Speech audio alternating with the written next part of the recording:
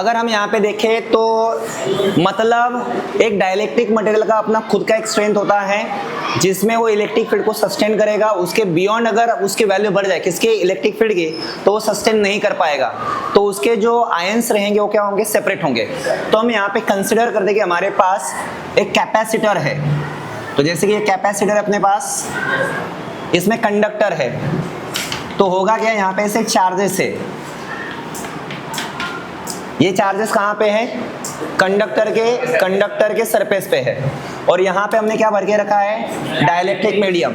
तो होगा क्या, ये जो डाइलेक्ट्रिक मीडियम है इसका खुद का एक स्ट्रेंथ है। यहाँ पे अगर पोटेंशियल डिफरेंस बहुत ज्यादा क्रिएट हुआ, क्योंकि देखो प्लस और माइनस के कारण यहाँ पे क्या आएगा, पोटेंशियल डिफरेंस। अब पोटेंशियल डिफरेंस आएगा तो यहाँ पे क्या क्रिएट होगा, पोटेंशियल, और यहाँ पे क्या क्रिएट होगा, इलेक्ट्रिक फील्ड। ये जो इलेक्ट्रिक फील्ड है, ये इलेक्ट्रिक फील्ड क्या करेगा पता है, ये इलेक्ट्रिक फील्ड क्या करेगा, ये इलेक्ट्रिक फील्ड ये जो अंदर में डाइलेक्ट्रिक मटेरियल है उसको आयनाइज करने का काम करेगा। अगर इलेक्ट्रिक फील्ड का वैल्यू बहुत ज्यादा हो तो, किससे ज्यादा हो, डाइलेक्ट्रिक स्ट्रेंथ ऑफ मटेरियल से ज्यादा हो, किसका वैल्यू, इस इलेक्ट्रिक फील्ड का वैल्यू अगर डाइलेक्ट्रिक स्ट्रेंथ से ज्यादा हो, तब जाके अंदर में जो डाइलेक्ट्रिक मटेरियल है उस मटेरियल को आयनाइज करने का काम कौन करता है, ये इलेक्ट्रिक फील्ड करता है। इलेक्ट्रिक फील्ड क्या करेगा फिर, वो जो चार्जेस है, किसके चार्जेस, डाइलेक्ट्रिक मटेरियल के, उनके आयंस को सेपरेट करेगा, और आयंस को जब सेपरेट करेगा तो वो आयंस कहां पे जाएंगे पता है, इस साइड आएंगे या फिर इस साइड आएंगे। तो जनरली जो आयंस हम लेंगे वो नेगेटिव लेंगे, तो नेगेटिव किसके पास जाएगा, पॉजिटिव के पास।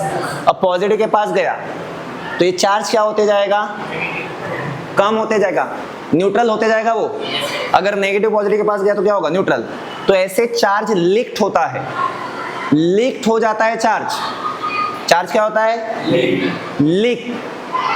क्यों लीक हो रहा है, because of ionization of dielectric material. और आयनाइजेशन क्यों हो रहा है, because of high electric field. आई बात समझ में। इसीलिए कभी भी कैपेसिटर के अंदर में ऐसा ही मटेरियल भरो जो ज्यादा से ज्यादा इलेक्ट्रिक फील्ड को सस्टेन कर पाए। अगर आपने बहुत हाई इलेक्ट्रिक फील्ड में ऐसे मटेरियल को रखा है जिसका डाइलेक्ट्रिक स्ट्रेंथ ज्यादा नहीं है, वो जल्दी आयनाइज हो जाएगा, और जल्दी आयनाइज होगा तो वहां पे चार्ज लीकेज का प्रॉब्लम होगा। कहने का मतलब यही है कि चार्ज लीकिंग का प्रॉब्लम हो सकता है, चार्जेस का लीकिंग हो सकता है, किसके केस में, कैपेसिटर के केस में। क्यों होगा, because of high electric field. तो ऐसी प्रॉब्लम से बचना है तो ऐसे ही मटेरियल का सिलेक्शन करो जिसका डाइलेक्ट्रिक स्ट्रेंथ ज्यादा से ज्यादा हो। अगर वो अलग अलग मटेरियल का अलग अलग होता है, जैसे कि वाटर का डाइलेक्ट्रिक स्ट्रेंथ होता है 80, वाटर का इतना होता है डाइलेक्ट्रिक स्ट्रेंथ 80। मेटल्स का इन्फिनाइट होता है, वैक्यूम के लिए 1 होता है, वैक्यूम का डाइलेक्ट्रिक स्ट्रेंथ कितना है, 1। मेटल्स के लिए कितना होता है, इन्फिनाइट। राज, मेटल्स के लिए इन्फिनाइट होता है क्या, डाइलेक्ट्रिक कांस्टेंट। स्ट्रेंथ किसने बताया तुम्हें, डाइलेक्ट्रिक कांस्टेंट मेटल का कितना होता है, इन्फिनाइट होता है। पूरी बात सुनो, डाइलेक्ट्रिक स्ट्रेंथ ऑफ मेटल हम अभी पता नहीं कर सकते, क्यों, क्योंकि उसका वैल्यू तो हमें गिवन है ही नहीं। तो मैंने आपको जो बताया है वो एक्चुअल में डाइलेक्ट्रिक कांस्टेंट है, किसका, मेटल्स का। मेटल्स का कितना होता है, इन्फिनाइट। के का वैल्यू, के क्या होता है आपका पता है ना, के क्या होता है, infinite for metals, k is equal to 1 for vacuum, k is equal to 80 for water. इनका डाइलेक्ट्रिक स्ट्रेंथ हमारे इसमें गिवन नहीं है, लेकिन आपको जब न्यूमेरिकल आएगा तो उसका डाइलेक्ट्रिक स्ट्रेंथ आपको गिवन रहेगा। जैसे कि एयर का हमने लिया था, एयर का कितना है, 3 × 10⁻6 वोल्ट पर मीटर। ऐसे हमें अलग अलग मटेरियल का डाइलेक्ट्रिक स्ट्रेंथ गिवन हो सकता है, किसमें दिया जाएगा, वो न्यूमेरिकल्स में। लेकिन हमारे सिलेबस में सिर्फ एयर का गिवन है। आई बात समझ में। तो अभी मैंने आपको जो बताया था वो डाइलेक्ट्रिक कांस्टेंट है, डाइलेक्ट्रिक स्ट्रेंथ नहीं, ये याद रखना अच्छे से। क्लियर हो गया, तो ध्यान दो, थोड़ा सा ध्यान नहीं था आपका, मेरे बोलने की तरफ ध्यान दो।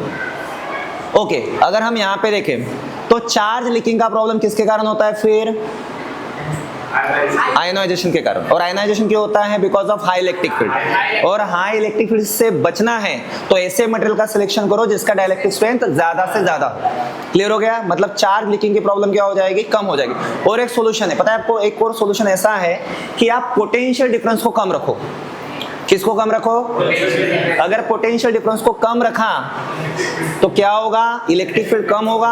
और इलेक्ट्रिक फील्ड कम होगा तो फिर वो जो मटेरियल रहेगा अंदर भरा हुआ वो आयनाइज नहीं होगा। इसीलिए हम एक कॉन्सेप्ट ऐसा पढ़ते हैं, हमें पता है कैपेसिटेंस इज इक्वल टू क्या होता है? C is equal to Q by V।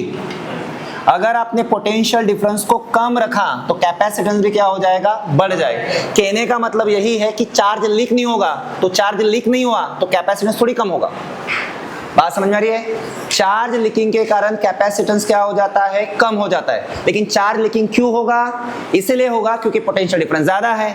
Potential difference को कम रखो तो चार्ज लीकिंग की प्रॉब्लम नहीं होगी। कहने का मतलब यही है कि कैपेसिटेंस जो है वो आपका रिड्यूस नहीं होगा।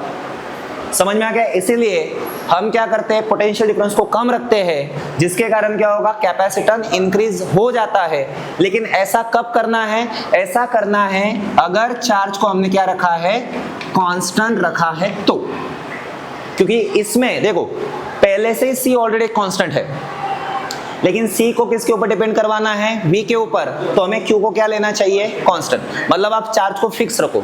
अगर आपने चार्ज को फिक्स रखा तब जाके कैपेसिटेंस जो है किसके ऊपर डिपेंड करेगा? पोटेंशियल डिफरेंस के ऊपर। पोटेंशियल डिफरेंस अगर कम रहा तो जो कैपेसिटर रहेगा उसका कैपेसिटर हम इंक्रीज कर सकते हैं।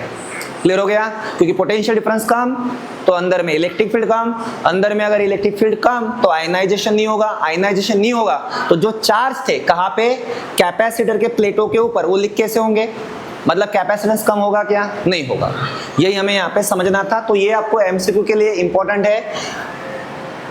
क्या याद रखना है आपको? पोटेंशियल डिफरेंस अगर कम है तो कैपेसिटेंस बढ़ जाएगा। लेकिन कब करना है ऐसा? जब हम चार्ज को क्या लेंगे? कांस्टेंट लेंगे तो। ओके, लिख लो इसको।